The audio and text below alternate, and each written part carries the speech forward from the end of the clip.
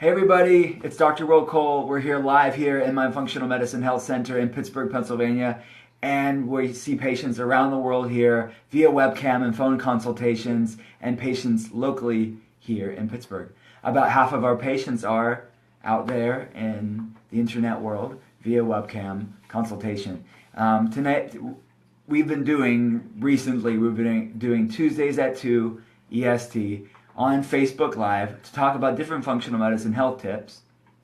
So today is no different. We're going to talk all about inflammation today, why it's so bad, and then we can talk about why it can be bad and sometimes when it can be good, and also how to fix it, what to do about inflammation. So thank you guys for joining me.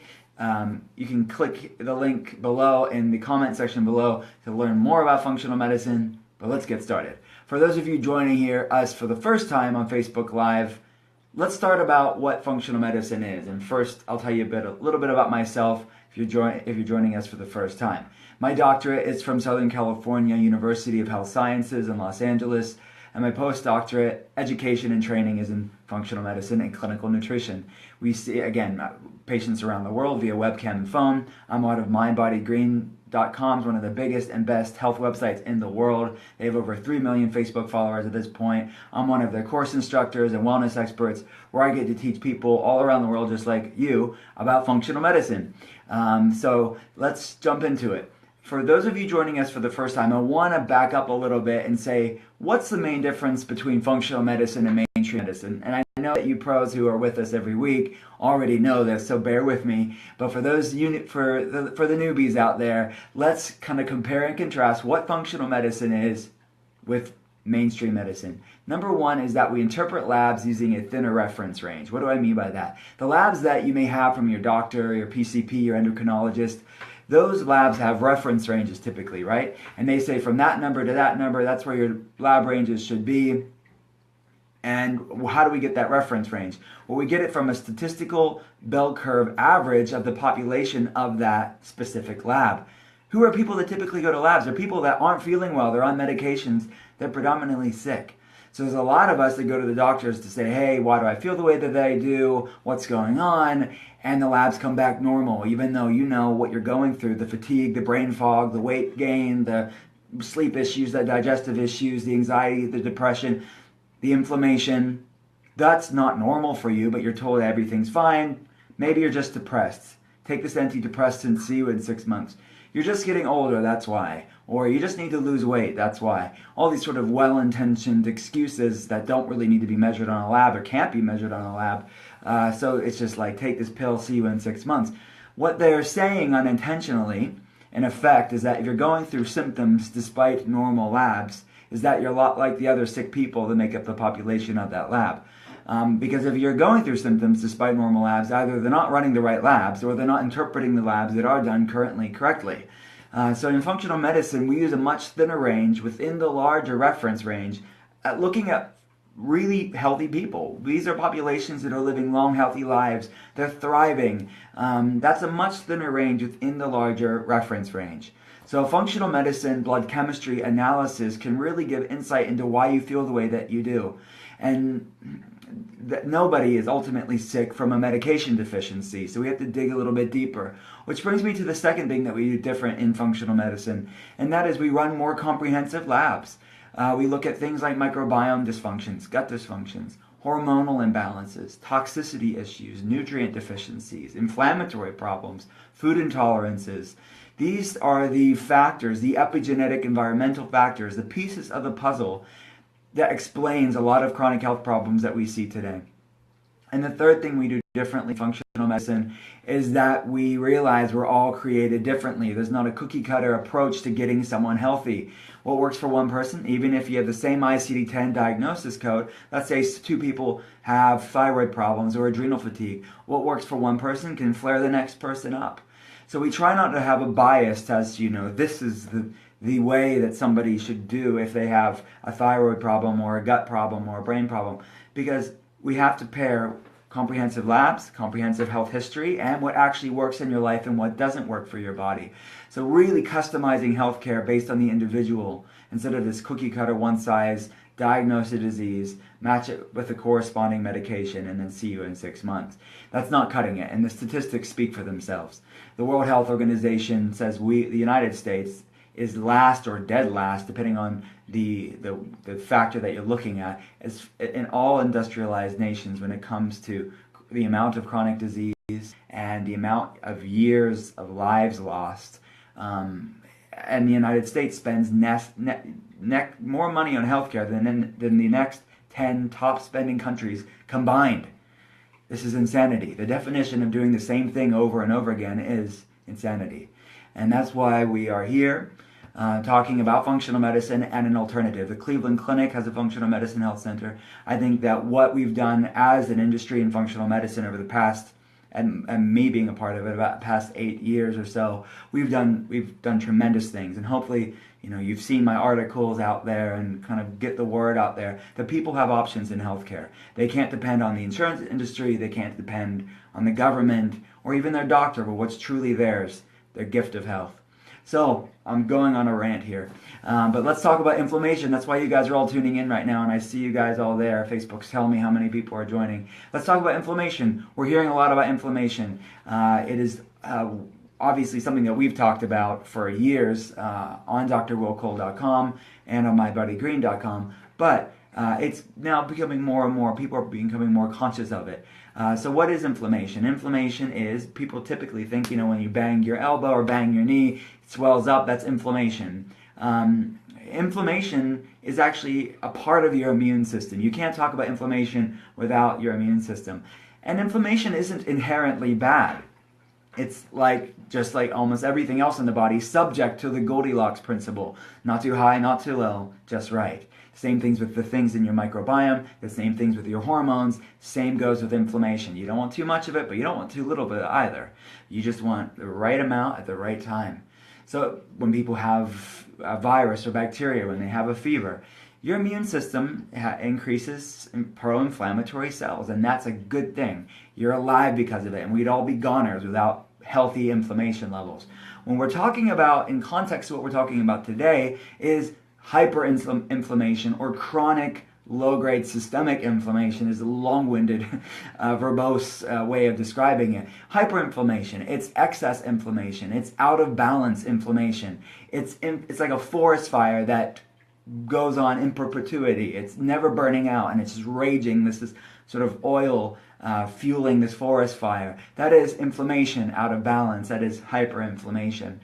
So inflammation is one commonality between almost all health problems that we know today, from heart disease to diabetes to cancer to autoimmune conditions. There's over 140 autoimmune spectrum problems known today, from MS to Parkinson's to celiac, ulcerative colitis, Crohn's, to chronic fatigue, to fibromyalgia, and even anxiety and depression are linked to neuroinflammation. There's a whole field of research called the cytokine model of cognitive function, basically how inflammation impacts how your brain works. So anxiety, depression, brain fog, ADD, ADHD, autism are all pro-inflammatory, chronic inflammatory problems. So this is an important problem because most of the world is affected by this directly, and certainly indirectly we all know people that have these issues. So this needs to be talked about. And typically, we think inflammation is bad. Again, it's just that hyperinflammation that's not going down. So number one, if you want to find out if you have inflammation, here are some practical tools to implement into your life. Number one is have labs ran to find out your baseline. What are you up against specifically? We're all different. We're all going through different things. So some labs that I recommend that we run on patients around the world, number one would be C-reactive protein, or CRP. Specifically the high sensitive HS-CRP. It's a pro-inflammatory protein. We all make some levels of it, but high levels of it are linked to heart attack and stroke and inflammation. So the American Heart Association, the CDC, have low, average, and high relative risks for heart attacks and strokes, and we also are running it not just from a heart health standpoint, but also from do you have inflammation standpoint. So the goal for HS-CRP is below 1, and many of our patients have high levels of it, so we work on driving that down. Number 2, homocysteine. Homocysteine is another pro-inflammatory amino acid, protein. And high levels of it are linked to inflammation, heart attack, and strokes. Typically above 10.4 is the reference range, but again, that can vary because it's based on a statistical bell curve average of people who go to that lab. So you could see 10, 11, 12, 13, 14 as the reference range on your lab. But what does the research say? Research shows that levels above 7 units per millimole, I believe is the unit, has been shown to increase blood-brain barrier inflammation, destruction of the blood-brain barrier, brain inflammation. That's why it's linked to Alzheimer's later on in life. Homocysteine is another inflammatory protein that you want to get down. Homocysteine is one aspect to what's called methylation. For those of you joining us for the first time or hearing this for the first time, methylation is this big biochemical superhighway that makes for healthy brain function, makes for healthy gut function, makes for healthy detox pathways, it protects your DNA. In short, methylation is super important, and if it's not working well, you're doing well. So homocysteine is supposed to be recycled down to methionine, this non-inflammatory sort of building block for making you healthy. But homocysteine backed up is pro-inflammatory, and it's not good.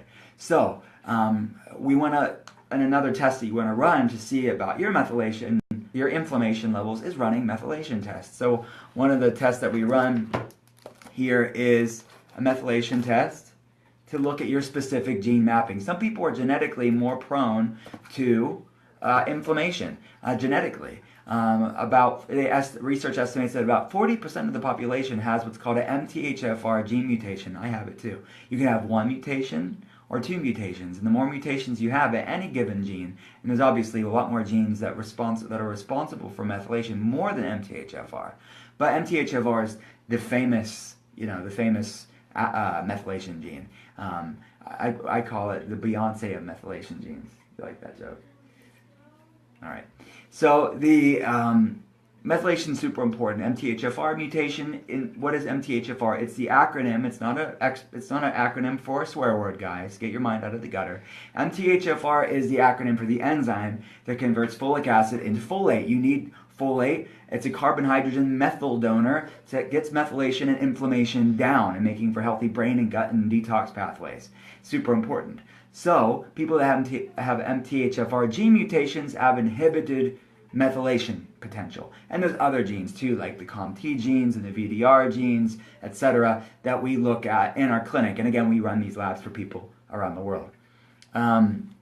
So you can't change your genes, obviously, but knowing your genetic weaknesses, you can support those genetic weaknesses to mitigate the risk factors of inflammation and decrease risk factors of autoimmune conditions, which are inflammatory problems, and heart attack and stroke and other inflammatory problems.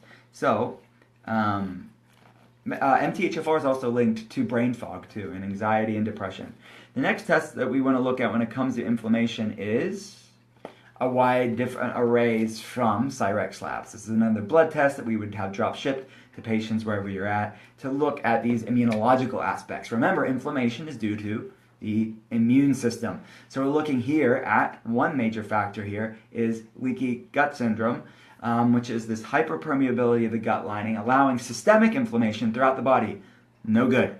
So we're looking at antibodies against zonulin and includin and lipopolysaccharides. These are basically things that govern gut lining permeability, and LPS are the bacterial toxins. If your body's creating antibodies to bacterial toxins in the blood, that creates inflammation throughout the body. So if your body's tagging these bacterial toxins with antibodies, this is what causes systemic inflammation in a lot of people. And this is linked to brain fog, anxiety, depression, autoimmune conditions, diabetes, fibromyalgia, etc., elevated LPS levels and inflammation because of it. So that's this test. And we also run food intolerance testing. That's another source of inflammation. Is your body creating antibodies against common eaten foods? So everybody's different. So we have to customize your anti-inflammatory protocol based on your specific needs. So some people don't need to remove the foods that other people need to remove. Some people don't have leaky gut. Some people do have leaky gut. Some people do have methylation gene impairment. Some people don't. So what's your unique makeup? And that's the question that's variable from person to person. Another thing we look at is a stool test that we run to look at the microbiome. Your microbiome, your gut, your good bacteria and yeast in your gut are 80% of your immune system. And remember, inflammation is part of your immune system. So we're looking at your gut And we are looking at the bacteria in the gut. Different bacterial overgrowths can fuel inflammation. Candida or yeast overgrowths can fuel inflammation. So we're looking at the balance of your microbiome, making sure it's nice and healthy. We're also looking at actual inflammatory proteins like calprotectin in the gut as well, because underlying gut inflammation can fuel inflammation anywhere else in the body. Your gut is also referred to as your second brain, and you have what's called the gut-brain axis, the gut-brain connection, and that can fuel brain inflammation. You can, as you have leaky gut, you can also have leaky brain, which is increased blood-brain barrier integrity, increased blood-brain barrier permeability, allowing things to pass through the blood-brain barrier, causing brain inflammation. And again, this is linked to brain fog, anxiety, depression, etc. So we want to use these labs to really find out what's fueling your inflammation if you do have inflammation. So not only finding your baseline of inflammation, but also finding out where the source of your inflammation is. So in short, if you're going through health problems, it probably statistically is inflammatory in some way. So it's important to find out what your baseline is and then what's the source of your inflammation. So hopefully this was informational. If you check the comment section below, you'll get more practical tools if you want to do these things on your own. So click the links below if you want to learn more anti-inflammatory functional medicine tools to implement in your own life, as well as if you want to learn more of the sciencey stuff and take your learning to the next level. We have an expanded advanced video course called Mastering Autoimmune Conditions and Inflammation with Functional Medicine. It's a full module. There's a discussion board where you can talk to me on it and ask your specific health questions. And also there's free ebooks and lots of good stuff. There's a lot of content on there exclusively. And then someone's asking in the description box below, you're welcome, Stephanie. Someone's asking, how do I find out if I have it? Well, anyone that's talking about specifics with labs, you can go to drwillcole.com, and we offer a free webcam or phone health evaluation to talk about your specific case, to see what would be appropriate for your case.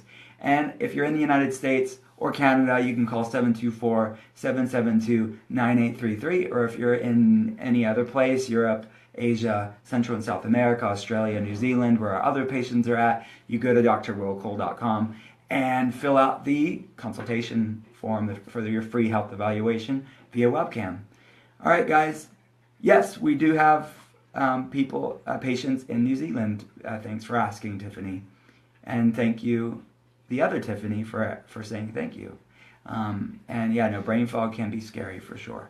Thank you guys so much for joining us and being a part of this functional medicine health community. I am so humbled and blessed to be a part of it and be able to teach you guys every week. And for those of you that want more about functional medicine, again, I already said this, drwillcole.com. We'll see you next Tuesday at 2 p.m. Eastern Standard Time.